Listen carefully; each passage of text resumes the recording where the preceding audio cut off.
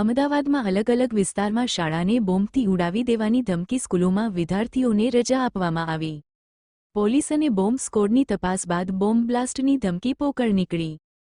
સવારે 8:33 કલાકે સ્કૂલોને ઈમેલ દ્વારા ધમકી આપવામાં આવી હતી. અમદાવાદ અને ગ્રામ્ય વિસ્તારમાં આવેલી શાળાને બોમ્બથી ઉડાવી દેવાના ઈમેલ મળ્યા બાદ સ્કૂલોમાં વિદ્યાર્થીઓને રજા આપી દેવામાં આવી હતી.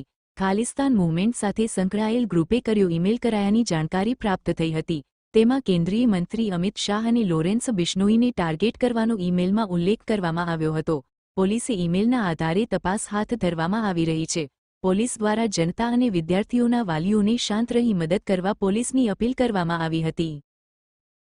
अहमदाबाद शहर के अलग अलग स्कूलों में बॉम्ब की धमकी मिली थी, जिसके चलते सिटी पुलिस पूरी सतर्कता से और पूरे एक्शन में सभी जगह पुलिस बंदोबस्त लगा दिया गया है. बॉम्ब डिस्पोजल की टीम द्वारा चेकिंग चालू है और दूसरी एजेंसियों जैसे कि एएमसी और फायर इन लोगों से कोऑर्डिनेशन पूरा चालू है.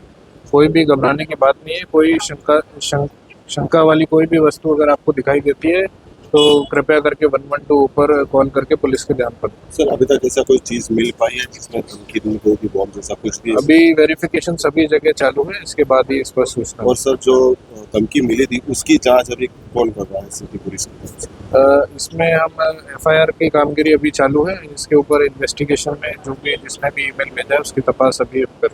सर किस तरह का मेल आया था? मेल में क्या उल्लेख किया गया था? किस तरह की बात की गई थी? इसलिए पूरी पुलिस को रिपोर्ट लेना चाहिए.